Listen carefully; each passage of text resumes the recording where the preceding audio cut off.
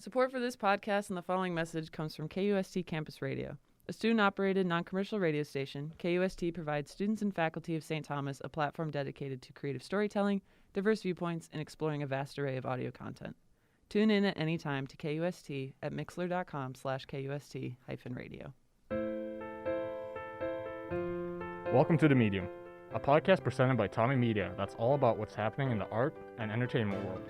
On today's show, we talk about misogyny in pop culture, go in depth with some examples, and catch up on the latest news and releases.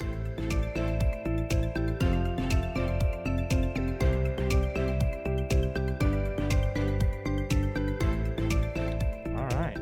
Finale time. It's the last episode.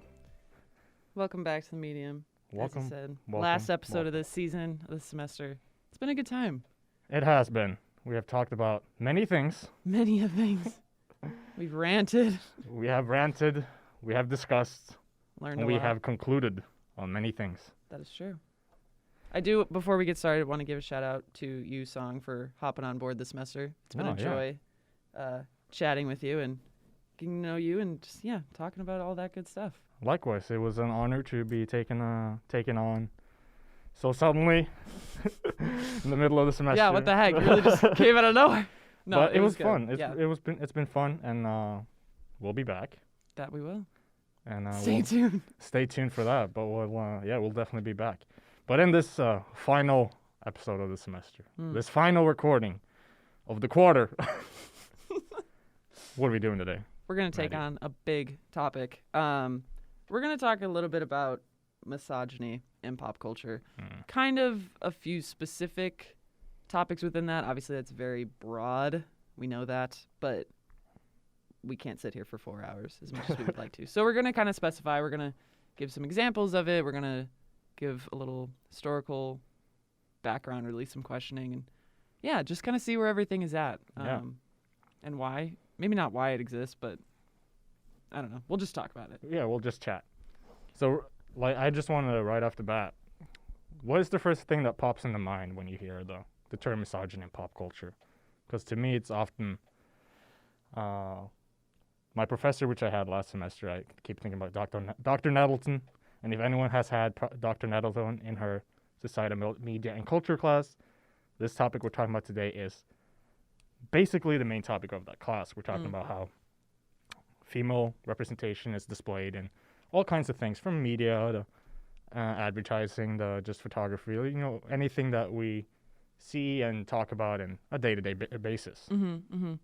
I think I equate it more to my personal experience with it of not being able to have an interest in something, or my interests not being worthwhile because I'm interested in it. And I don't know if that brings in the question of okay, well, what is the quality of the content that you're taking in, which I totally get. There's definitely stuff that is better than other things, but when that justification for what's good and what's bad is coming from who is paying attention to it, who the audience is, that's, I think, where the problem comes in. And that's what I've experienced mostly. Yeah.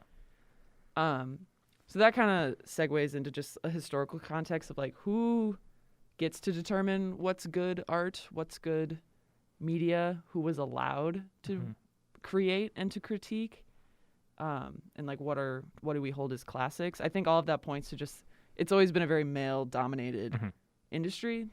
All the male artists, filmmakers, actors, whatever, they were very promoted, and they were the only ones that could work within that context. If females were a part of it at all, a lot of times they were just the subject matter, so they had no sway over how they were being shown or produced in these paintings, plays, songs, you name it. And so I think that just relates to today. We don't have to dwell on it that much, but that's obviously going to have an impact today. The reason that misogyny still exists is because it existed 400 years ago, probably in a more extreme manner. So that's just kind of what we're building off of to today, which is very representation aimed, I think. Yeah.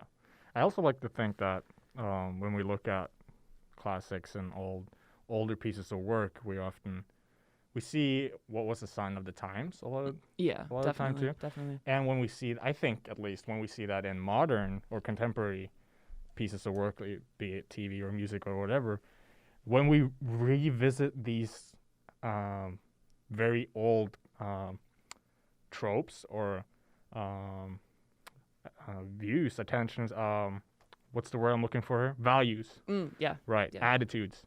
It's more on the basis, for me at least, on that fact that that's just plainly lazy, and I'd like to think that not people are directly being misogynistic, but the fact that they default to lazy solutions, and in some cases they might actually just be misogynistic, but I like to think that they aren't. True. That's what I'm trying to say here. Yeah, a lot of it is just complicit in what's already established, Yeah. and we can go into that with all types of representation issues. It's just, in order to overcome it, there has to be a more active participation in overcoming it. It's not going to happen on its own. We have to be aware of it, but then also take steps to fix that. Yeah.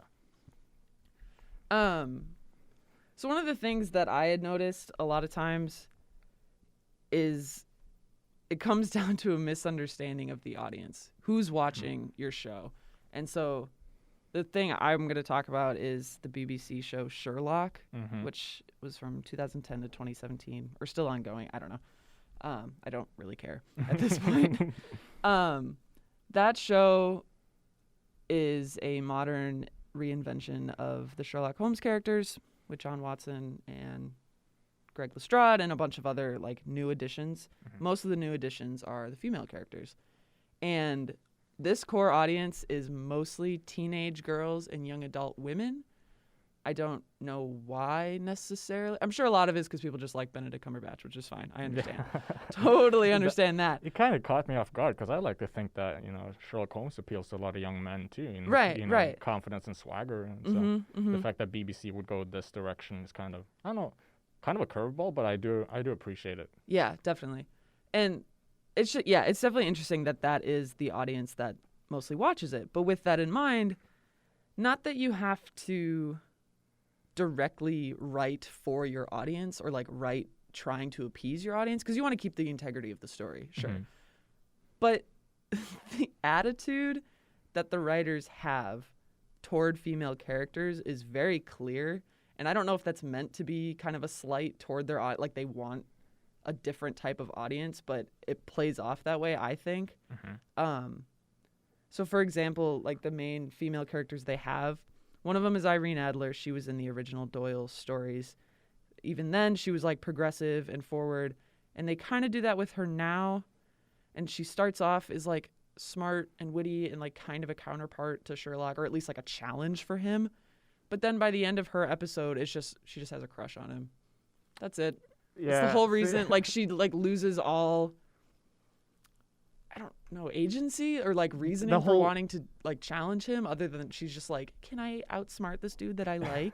Yeah, right. It's Irene Adler is the counterpart or counteract to Sherlock Holmes, and so you have this character who have so many layers to it, such a rich backstory.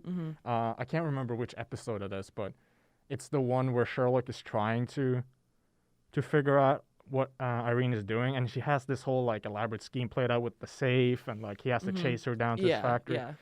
And I think that's the first one of season 2. Yeah. And that goes to show how complex the character of Irene Adler is, and you're saying, when they finish off the episode being just she's just keen on Sherlock. Yeah. That rips all that away from her. Exactly. Why would you create that much backstory to this character, which you're obviously just not gonna do anything more with? And I couldn't relate to her in the slightest, not at all. She's in an entirely different path than I am, but that's not the point.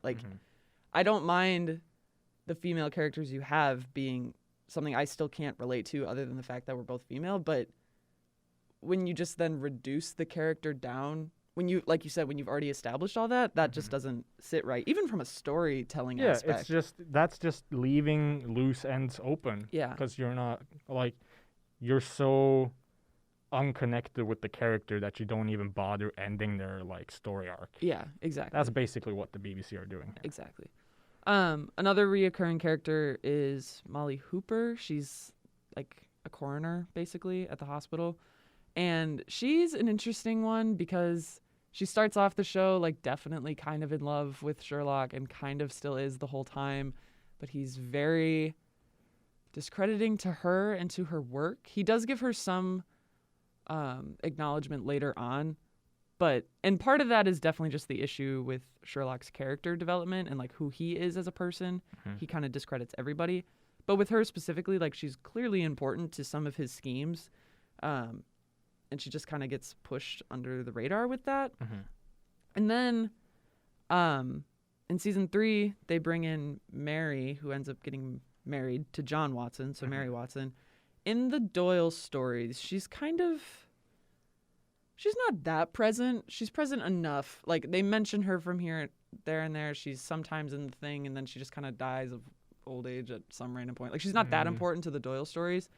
But when they brought her in on the BBC, very quickly they established this, like, ex-assassin, ex-spy background. Like, it was this really dramatic thing. And it was weird and, like, obviously didn't happen in the Doyle stories, but if they're moving this to a modern audience, let's make the characters more dynamic, more modern. And there's so few episodes, so few characters, it's okay to do that. And again, not that I like could particularly relate to Mary or like was interested in her story, maybe not, but at least that gave her some depth as a character. And she played really well into this trio between John, Sherlock, and herself. It was a good dynamic. It was a good addition. Obviously, John has always made it clear that he like wanted a wife or at least like a love interest other than Sherlock. That's a whole other thing. Right. Not the point. But then she's around for one season and then they're in this random case and this criminal tries to shoot at Sherlock and she like jumps in front of him and takes the bullet for him. Yeah, it's... And I do not understand it. The only thing I can think is that she was like trying to spare John's dealing with Sherlock's death, but also now you're making him deal with your own death, and there's also no reason and didn't they to substitute your life for his. They had a kid at the time too. They have a daughter. They just got the kid. Exactly. And I don't know, like the whole point of adapting the Sherlock Holmes stories into a modern context was to make them better, to make them richer, to make them modern, but then to just take the most powerful female character you have and reduce her to a plot device to get it out of the hole you dug. Shield? Yeah, it doesn't even make sense with the baby, because there was a quote from one of the writers. He said, "It was fun making it a trio," referring to John, Sherlock, and then Mary, "but it doesn't work long term. Mary was always going to go, and we are always going to get back to the two men. That's the format." It doesn't have to be the format, though. Like, if you came into Mary's character with the expectation that you were just going to kill her off to get back to what you were already doing, what was the point of putting her in the first place? You could have easily just had a Sherlock and John show, and it would have been fine. Yeah. You didn't have to bring her in to kill her off. And then you bring the baby in. So now the baby, like, John's not going to just get rid of his baby.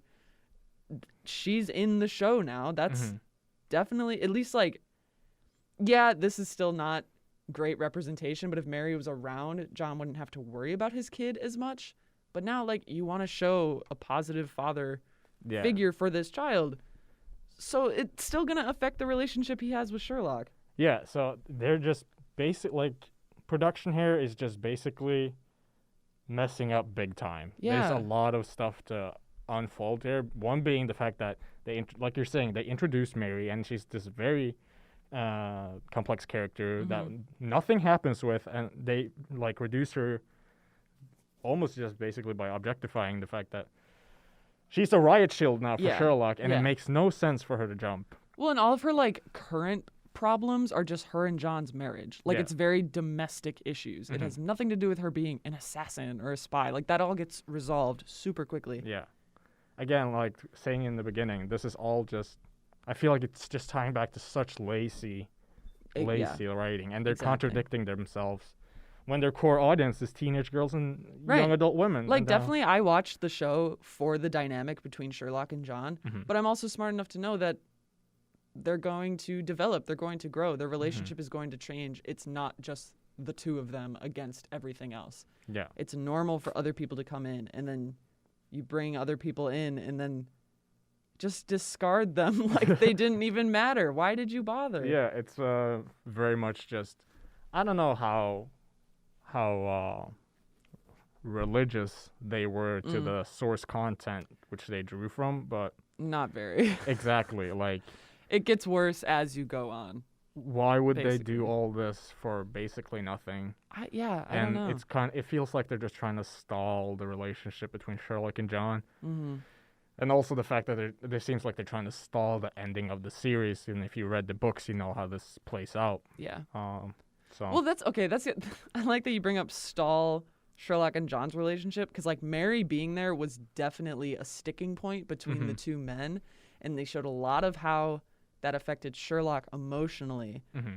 But it's not like they did all of this to then serve some plot of like getting them together, maybe romantically or even just as friends. Like they're already friends. Mm-hmm. They're going to be fine despite John's marriage. But if your plan was to then like bring some romantic thing into it, which I don't think that is the plan at all, then even so, what is the point?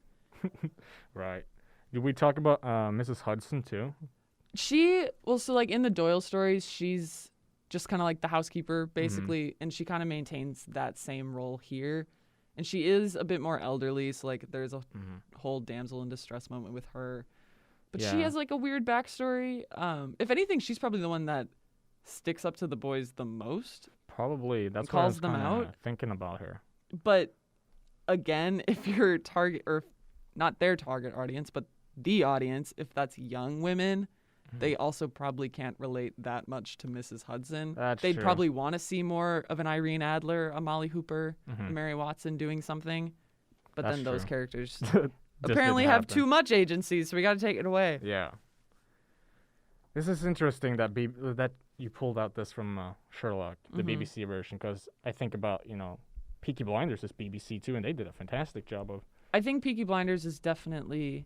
working in more. Better. Yeah. It's still...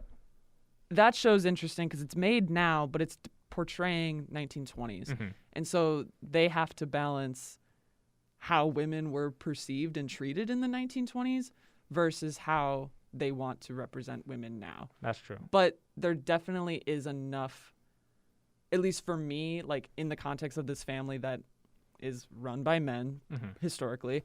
They give us Aunt Polly, Ada, Gina even in the most recent season. Like, those were still characters that had a mind of their own. Even Lizzie is great. Yep. And at least, at least once per season, the women get one episode where, all their stories kind of develop a little bit more. And at least they give them that. In BBC's Sherlock, you don't even get that. You barely get, And anything that like screen time. Right, and anything that puts those women down, I think is very clearly written as like this is the historical expectation. Like even their husband, like Tommy, sometimes will be really rude to Lizzie, but he's also the head of his family in 1930. Like whenever it takes place, like that is still in line historically. But they never fail to show when he does appreciate her, and they show her fighting back against that. Like she still has some agency over her role as his wife. It's true. So, going from British television to good old-fashioned Hollywood, I chose just to really quickly talk about The Big Bang Theory because I watched it so much years prior, and I never caught on to this at all. But The Big Bang Theory presents us with a different type of misogyny in the sense that it's played off every single time. Yep. By the fact that you're following these four dorky, nerdy dudes, and their could you say that their nerdy attitudes kind of plays off their whole misogynistic attitudes. They're the stereotypical like, oh, they're nerdy, and to the point where like they can't get a girl. They don't have much like experience with girls. So like you were saying, everything that does happen is played off with like they're inexperienced or like they're awkward. It's also just this cultural expectation that men that are portrayed as what they are in Big Bang Theory aren't supposed to be acting in that, jock fashion, which is, very direct, misogynistic, derogatory towards women. So I've taken the opportunity to just list off really quickly what I've seen and also what I've heard and read online when researching the topic. So with Sheldon, he likes to tie all problems in the show back to the fact that the character he's interacting with is either female or not a non-male gender. Leonard is the enabler of the group, and this is probably where I reacted the strongest because it's the hardest one to catch, and it's the fact that he never challenges what the other guys are doing or saying. Not even once does he contest, Sheldon, Howard, or Raj. Raj being the more sensitive of the group. He's also what I would call the diversity hire. I don't believe that the actor even has a Indian accent. But that's a topic for another day. Yeah. But another 4-hour episode right there. Yeah. But he also becomes the overly sexual predator as soon as he gets drunk. And that just, plays up as a mirror towards society for all men who... Because he has the thing where he, can't talk to girls. Yeah, the first 2 when seasons, he's sober. he doesn't talk to women at all. The first 2 seasons. And then finally that brings us to Howard, who's just the outward creepy pervert. And this is the shocker to me. There's this one episode where Penny calls out Howard for being creepy, for being a creepy pervert. Yeah. And then the producer have Penny apologize to Howard at the end of the episode. For calling him out? For calling him out, because then he got sad. I'm like, wait, what? Recheck your behavior, yeah, what's sir. going on here? But here's the kicker, right? Here's what I'm thinking. What can you expect from the same guy who produced 2.5 Men? Chuck Lorre. Chuck Lorre. What are we doing here, man? Big Bang Theory has not been on for that many years. It's fairly recent. Yeah. And you're out here playing off misogynistic behavior just because it doesn't fit the stereotypes of nerds. Yeah. Come on, man. Oh, you're better than this. I don't know. Maybe I mean, just 2.5 Men has its own slew of problems. Well, it's just one big misogynistic fest. It's just terrible. And so, yeah, what are we doing here is what I'm questioning. I don't know. Obviously, going back to Sherlock, the 2 main writers are both men.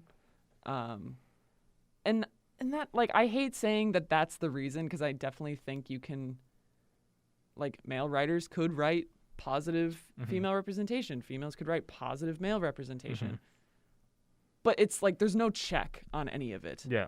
It feels like the days of Hollywood and the Hays Code and anything that would benefit the cisgendered white man in Hollywood still remains to some degree, definitely in daytime TV or sitcom TV, at least with Big Bang Theory and 2.5 Men. And I'm just so dumbfounded that we're still finding these little things in shows that are 5 years old. I thought we came further than that. Maybe Right. But maybe that's just us being in the vacuum that we're in. We hang around each other and this sort of, I don't know, almost like this echo chamber thing, and then we don't really check the stuff that we see until it's too late. Right.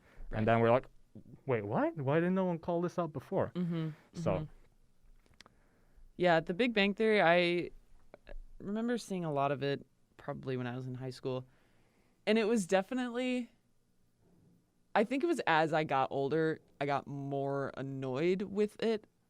Because, also later in the show, they start getting married and, having steady girlfriends. And, you'd think that would help, but it still doesn't really. There are still issues. It makes me think about the one line that Howard has, and I think it's Howard and Penny. They're at this gym. And then Penny calls Howard out again.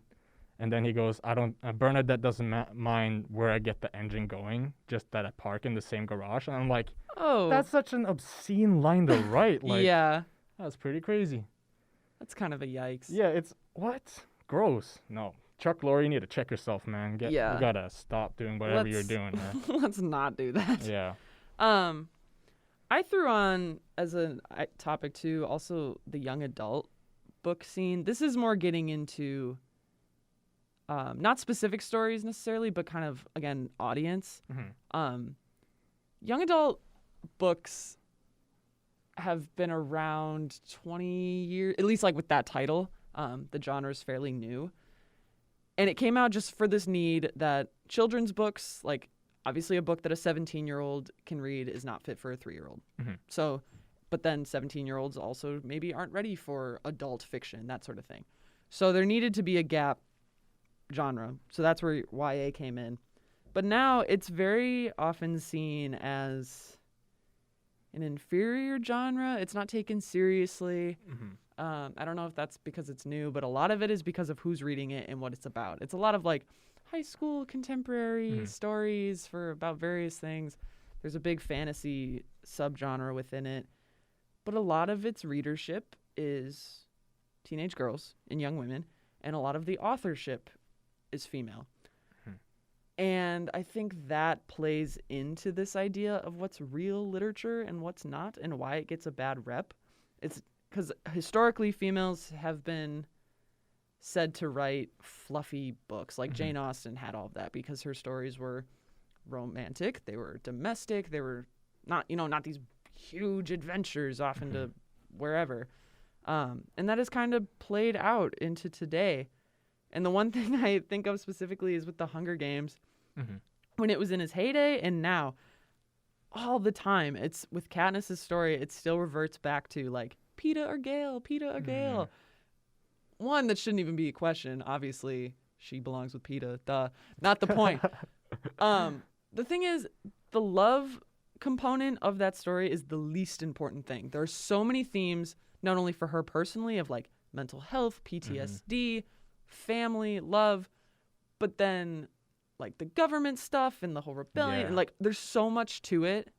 And there's so much we could see about our own society other than the romantic aspect, but that is what everyone goes to. They immediately take her character and they say, which one would she suit more? It's never like, who would suit her? What does she need? It's like, who do we want to see her with?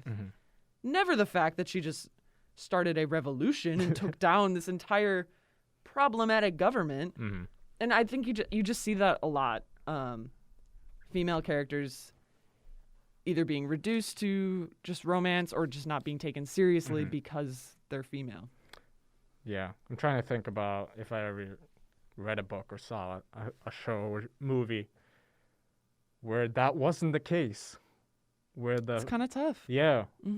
When the female lead was strong and independent. And like I definitely like that dynamic in the Hunger Games. Like it's interesting, it's done well or mildly well, but that's also not the point. Yeah, and like you're saying, the whole reverting back to the default of romance in the books and in the movies is the fact that, like you're saying, you're missing out on this whole universe around it. Like you're saying Katniss Star Revolution, that means that could be just like a springboard going into what's the socioeconomic situation of this world. Right. What other storylines can we explore here instead of going to that romance part? What if we just saw Katniss in fight situations where it's, the Hunger Games, and we didn't have to, cut to the next shot of her being with Peeta or Gale, but instead we could cut to a protest in one of the what's it called? Panem, the capital. Yeah, districts. Districts. Yeah, in the districts. Yeah, something like that. It's there's a lot. It could have been done differently. Yeah. So. When you see that with like the superhero genre a lot, finally have started getting some female leads. But for so long, and even now, it's still just like, oh, they're just damsel in distress. They're good for nothing except being the love interest. I never thought I would say this, but Prime Video's The Boys actually have some good female lead characters where they just absolutely steamroll the dudes. And I'd like to very fun. Make a note for those who still aren't over Supernatural that Jensen Ackles is going to be in season 3 of The Boys. Oh. Anyway, moving on. Right. Ignore me. Don't even bother listening. So I wrote a little ops piece, if you could call it that. I'm always here for the opinion pieces. So I'm going to read a little bit and feel free to jump in whenever you hear something. Cool. And I called it, I am my brother's keeper, but I will not gatekeep my brother. Clever. Yeah. So I've always, I've said this before and I'll mention it again, I'm a gamer. I love video games and I'll probably keep playing video games until the day I physically can't. And ever since I was a kid, when times were tough and the real world seemed a little too real, I'd jump into my video game, I'll hop on, log on, talk to my friends and, play games, had a good time. it was great. I formed a community with real friends, and we had friends online, and we became this whole network. And times have changed, and video games are no longer just a pastime for children. It's big commercial business, which means that it has gone mainstream. Which means that, there's more people finding networks, and they find these little sanctuaries online which they can go to, but that's not the case for a lot of women online. And I think that's a shame, because video games should be for everyone. It's a great medium. It's a great way to escape a little bit.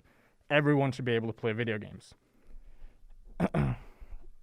But if you log on to any AAA game and you hop on an online lobby, and if you were to be, you could call it lucky, unlucky, however you want to take it, if you stumble upon a girl gamer, female gamer, woman gamer, you can put money down that within the next 10 seconds of that announcement, there will be some brutish, vile, and derogatory, locker room toxic banter beginning. Yikes. Here are some things that I've heard and that other people have heard, both friends of mine who are girl gamers, and just fair warning, there will be some potty mouth words, Yikes. but that's the part of the reality that we're talking about. Mm-hmm.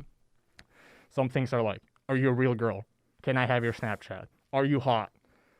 Is this your boyfriend's account? Girls can't play video games. We're going to lose now. Useless gamer girls. And this right here, these are two of the ones that I found just the most insane. And I've heard these, and it's just stuff like, I'm going to rape you. Yikes. And like, shut up, you dumb slut. Like, come on. It's a video game. Yeah. What are you trying to Not like that's allowed or appropriate in any context, Yeah, but definitely not a video game. Like, there's guaranteed kids in that lobby. Yeah. And you're trying to... And that's also a human being who is interested in this, same as you. And you literally just heard her voice 20 seconds ago. Right. And now you're calling her out like who are you? Right. And so, I hear these things, and I'm dumbfounded of the fact that someone can act this way to a complete stranger. I'm dumbfounded, but I'm not surprised, No. The veil of anonymity grants people a great deal of courage when the opportunity arises.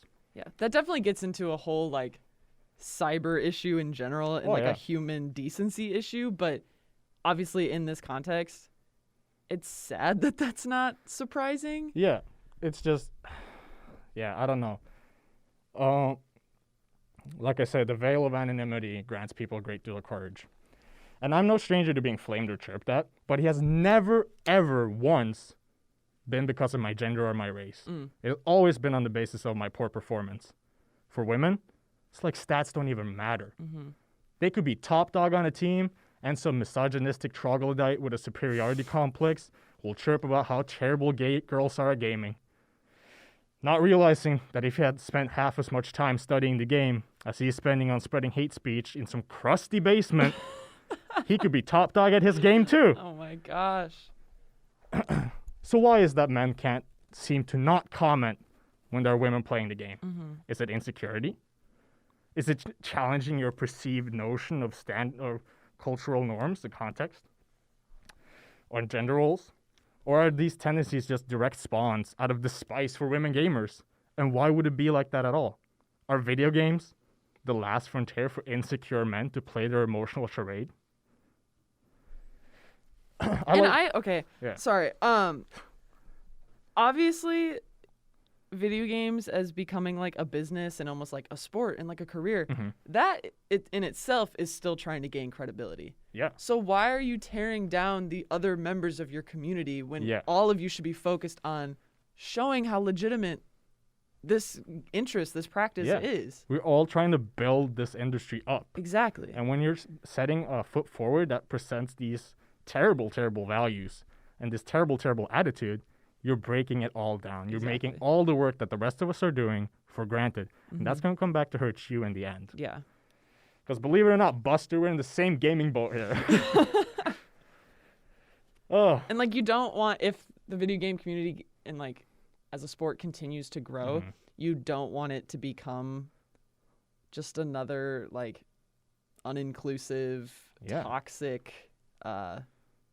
closed off environment. Yeah, you want more. You want to keep growing the business. You gotta get more people to partake, and the only way you do that is create a community, an atmosphere that allows itself, it lends itself to these kinds of things, to a more progressive outlook on gaming. Right.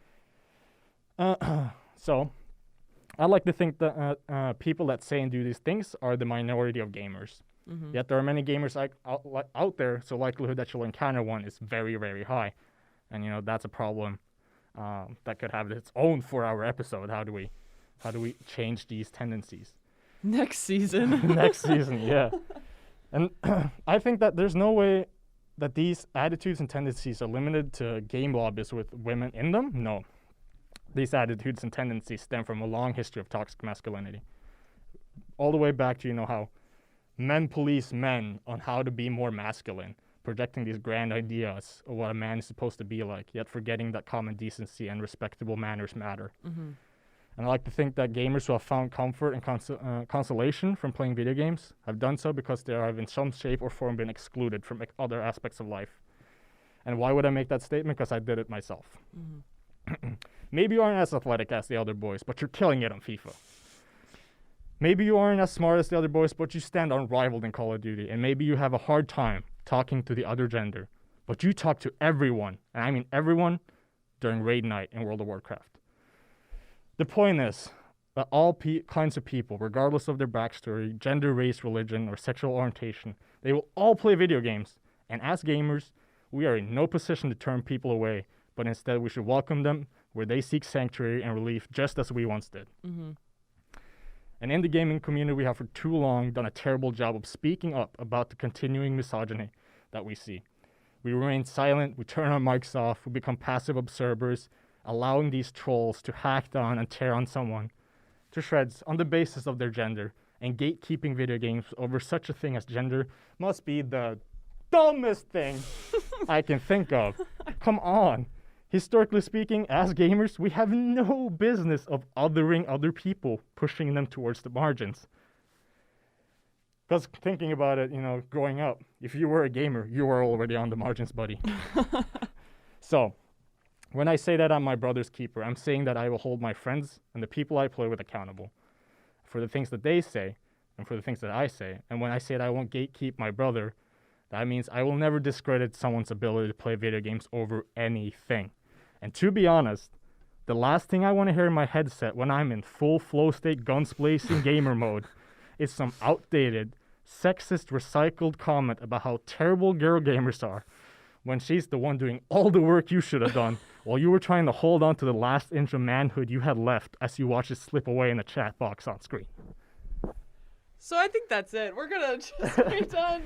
No, that was good. That was fantastic. Yeah, that's just how I've been feeling about it, so take that as you want. But it's a huge problem in the gaming industry, and like you mentioned earlier, if we want this business to grow and we want to see esports, for example, become more prevalent, we need to shut down on these outdated values and start looking towards a more progressive future for video games and the video game community. Well said. Thank you. Yeah. I have no comment. I was talking with our producer Kayla in the car the other day after or about Taylor Swift. We'll get to what happened later. Right. And about her as an artist and like the fan base again. And that's almost the flip side of sometimes it seems like only girls can like her music. And also I was having a conversation with a friend from like kindergarten. We've known each other a long time. He's a huge Beatles fan. And I had mentioned something about listening to Taylor Swift and he immediately was like, "Oh, that's trash." What? I'm like, "What are you talking about? You haven't listened, like you've never listened to her. You've only heard the singles." And I think a lot of Taylor Swift fans can admit her singles aren't the greatest of the songs on the album. But either way, how do you just automatically say that's trash when you don't listen to it? And I think that kind of relates to your video game example of how are you going to discredit this player before you've even seen them play? Or maybe you have seen them play and you still discredit that? Like, yeah, it's like, what? Come on. The Taylor's like awards and clear fame and success is because there's something valuable to that. Any, like, The Hunger Games is also valuable because it was written by a female. It has a female character. It's good. Yeah, the Sherlock stories starred men characters in Doyle's time and now, but that doesn't mean that there isn't room to grow. And I think that in, like, Big Bang Theory obviously was a pretty popular show. Yeah. That doesn't mean it was perfect. Like, there was probably some good aspects to it, but there definitely wasn't. And I just think we have to, like, reevaluate how we judge content, and mainly in the sense that we have to judge it for the content and not who is watching it. Yeah, not who it's designed for, who is watching it, who's writing it, what we're seeing on screen right then and there is what we need to talk about. Right. Because if we're going to start, that brings to the whole discussion of, death of the author and whatnot. And it's just... Like, definitely, I think we can... If there's continuous problems, like no writer's perfect, there are going to be mistakes, there are going to be ways to improve. But if something is continuing, then you can go to the writer room and be like, who's sitting at that table? Yeah. Who's producing? Who's checking them? Yeah, that's or allowing things to pass. Who is checking these people is what we need to ask. And so on that note, I wanted to flip the script a little bit to someone who I recently discovered who is challenging this whole idea of misogyny in pop culture through photography. And so there is a 23-year-old photographer from Morocco called Fatima Sora Seri. And she uses photography to, in her own words, to use it as the creative process of the series that allowed her to release a lot of rage, in the sense that she explores the topic of womanhood in a conservative society through photography. And her most popular image is that one that shines a light on violence against women, where she is wearing a hijab with a kind of silenced mouth, so it's like a silenced woman, and she has a bloody sanitary pad over her eyes to visualize the violence. And so she started this whole movement of using photography as a conversation started about inequality and suppression, which I thought was very cool. I linked her Instagram there if you wanted to take a look. That's at some sweet. point. So it's cool to see that people are trying to do something about it. And definitely for me, who was a photographer and I'm in the photography scene, I think it's cool to see stuff like this. And also stuff locally where, people are doing little things all the time. Definitely. To promote activism and work against misogyny. Yeah, I think it's every little bit helps. Yeah. Every absolutely. little positive representation, every photo, every song, literally anything. Just, I don't know, work against what's considered normal or what's considered okay. We have to redefine what is okay. Yeah. We have to support women in the industry, along with like any type of representation, any kind of diversity. We need to support those stories, support those creators. And that doesn't have to take away from like the cisgender male opportunity. No. That they don't need to go away. We just need to create space for others too. And there needs to be a check. And like, again, nothing is going to be perfect. There's always going to be ways to improve that. But this comes down to more of a societal improvement that needs to happen. Yeah. It just doesn't have to exist, basically. Definitely, yeah. At least not to this extent. And also to any male listeners out there, don't be afraid to pick up the reins, join the movement. This is not a thing about, male or female or any gender. It's about common decency and equality for all, in the sense that everyone should have a chance to shine and that they should be allowed to do so without the fear of any sort of prosecution or demeaning tones or demeaning feedbacks. Just let people create, man. Let people do their thing. And also let people enjoy things. Yeah, if someone loves a band or a writer or an artist, let them like that. Yeah. Why? Who are you to say what's better or worse or not worthy or whatever? Yeah. If it speaks to them in some manner, that should be enough. Yeah.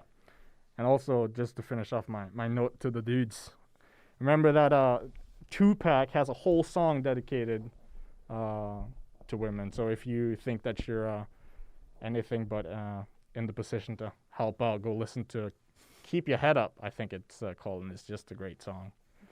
So, should we hop on to the latest news and releases? Yeah, we could go on and on, but Yeah. I think that's good. So this was a couple weeks ago, I think, but the big 5 publishing houses, I believe these are just either the American. Well, I actually have no idea. I won't. Yeah, never mind. Ignore that. But the big 5 publishers in the literary world are Penguin Random House, Hachette Book Group, HarperCollins, Simon & Schuster, and Macmillan. But in 2021, Simon & Schuster will be bought out by Penguin Random House, which is huge. That is a drastic shift in the literary world. That's not a good thing. Like, that's not a positive thing that's happening.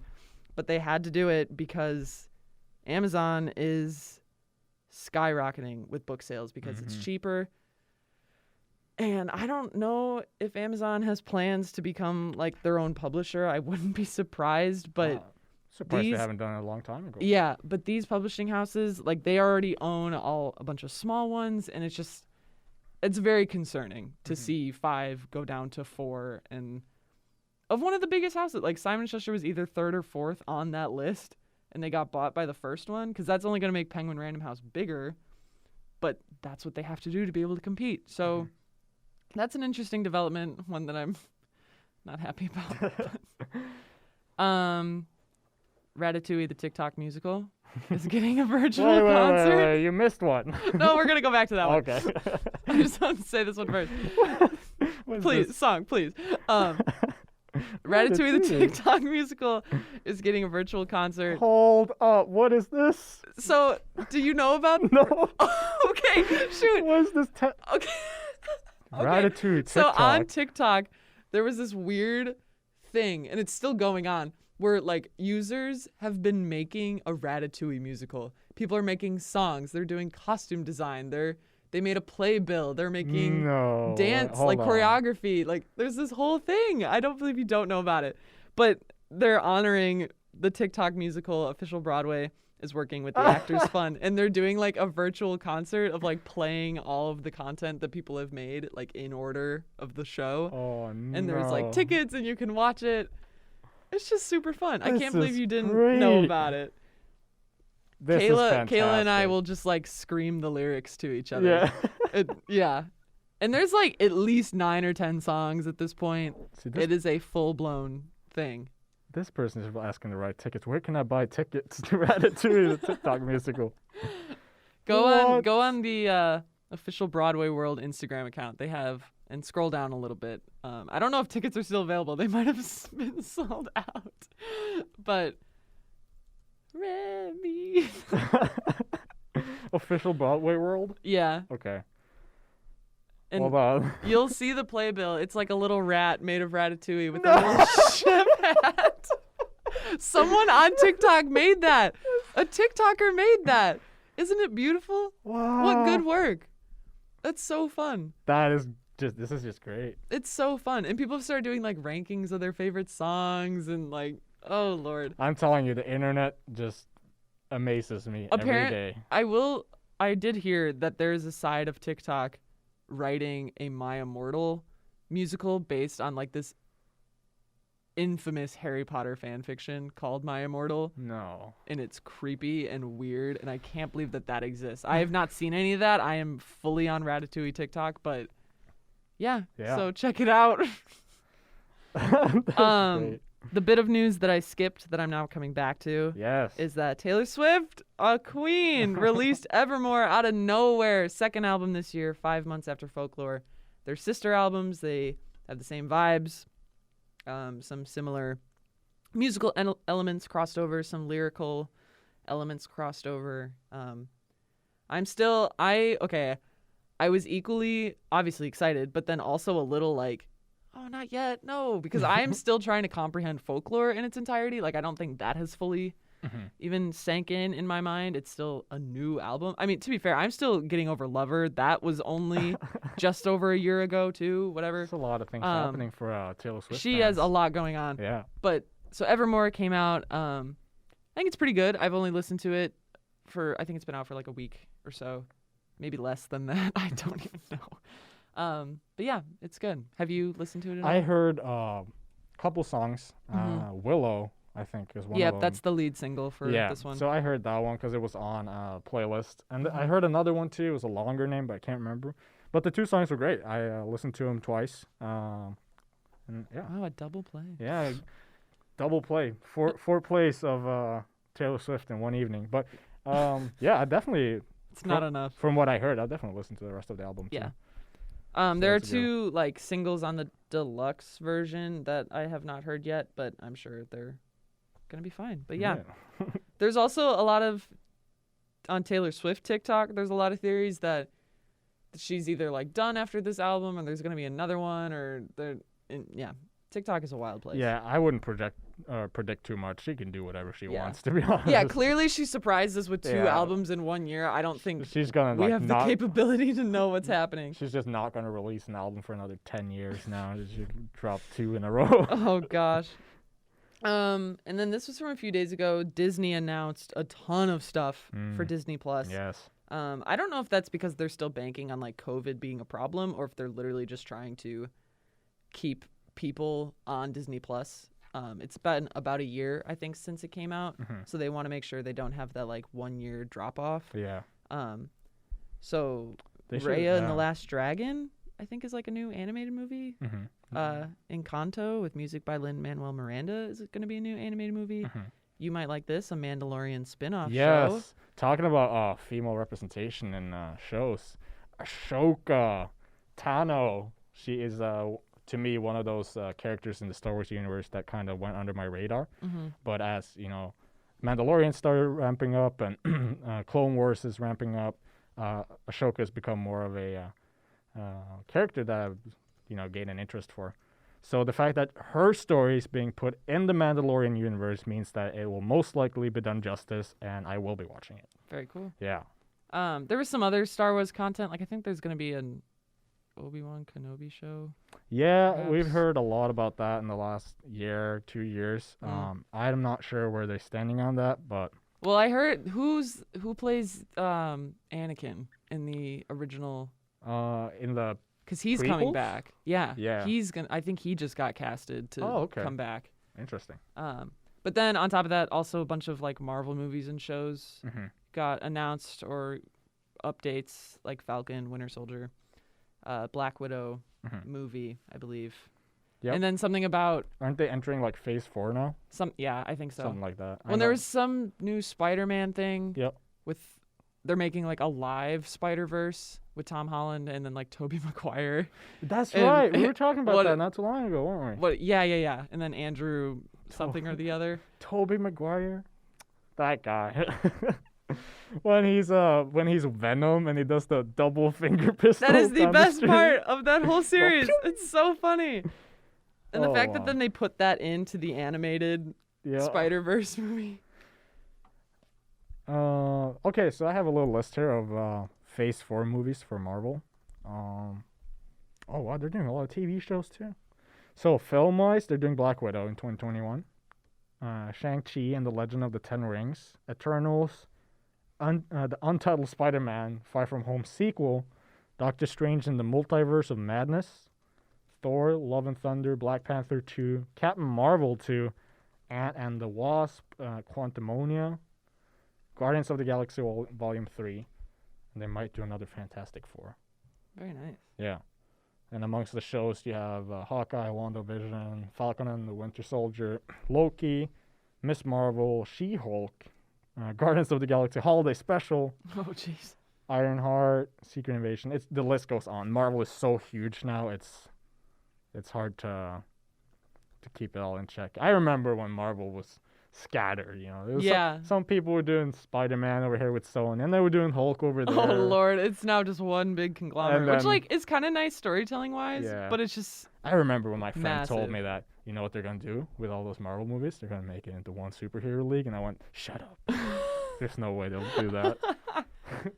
And here we are. Here we are. All right. And so the last 2 weeks, I think, somewhere in that time frame. I can't remember. Cyberpunk 2077 was released, and the thing about this game is that it was announced in May 2012, and now a decade later it was released to terrible reviews and disaster. Oh no. For those of you who don't know, CD Projekt Red are the creators of Cyberpunk 2077. They're an indie company, which means that they don't really have the pressure of a publisher, and so they can extend and do whatever they want, release dates and game design and whatnot. And so what happened is got pushed back and pushed back and pushed back because, they needed more time to do work on stuff. And then what they did, just to give CD Projekt Red some credibility, they are the reason the Netflix The Witcher show is as big as it is. Because they initialized the fan base with the Witcher game series. Gotcha. Very cool. Which got the books popular, which got the show popular. Yep. So they have pretty good credibility with the fans in that they can deliver a very good game with a great storyline, great graphics. Everything is just fantastic, right? So what they did, CD Projekt Red, was that they sent out testing codes to reviewers, IGN, GameSpot, all these places, IGN. And they only give them PC codes or preview codes for next-gen consoles. So not the Xbox One or the PS4, but the PS5 and whatever they call that new Xbox. Is it not Xbox 2? Xbox 900. Regardless, it was that's a problem because when you only have PC codes or next-gen codes, that means that there's an uneven review over multiple platforms. What also was said is that when reviewers got the game, they had to filter all their content through CD Projekt Red, so they could take out all those little buggy clips that they didn't want to show customers or the people who bought the pre-order that the game was faulty. Oh. Yeah, and that led to the fact that reviewers started giving out warning labels saying that the game was so poor. Hold on, I'm gonna find the quote here. The quote is from Forbes' article, which was released today, actually. Oh. Yeah. Look how latest news we are. Yeah, right? Nearly breaking news. And so oh my god. Hold on here. While he's finding that, I would just like to give a shout out to The Witcher as being a fairly good representation, I think, for women. Yennefer is a very complicated, very strong character, and almost does the reverse. She's not forced into motherhood. She's forced into sorcery in a job that then prevents her motherhood. Yeah, her story arc is that she wants motherhood. Right. That's right. the only thing she's looking for. Also through Ciri and also the line mother of Sintra, the queen of Sintra, is also very strong. Yeah. Strong characters. Anyways, here is the warning. Please note, this game has significant disparities in performance, player experience, and the review scores between the PC, next-gen consoles, Xbox One, and PS4 versions. Basically saying that they screwed up here. Yeah. Yikes. So this is a big mark on CD Projekt Red's record, and it's such a shame because, like I said, they brought so much to the Witcher series and built up that whole fan base. So we'll see how they handle possibly making another Witcher game, and also given that Netflix is ramping up for season 2, we'll see if those two stay connected or if they're going to break apart. I think they're going to go separate ways. Yeah. So. Wow. Well, with that in mind, that's all we have. Last episode. Sad. Well, thank you everyone for joining us this episode and all the ones previous. Yes. Very much look forward to next season, next semester. It's going to be a good one. Yes, thank you to everyone who's listened in. I hope you all stay safe, stay healthy, and here's to future discussions. Yeah, here's to future discussions. Talk to you later. Thank you, everyone. Thank you.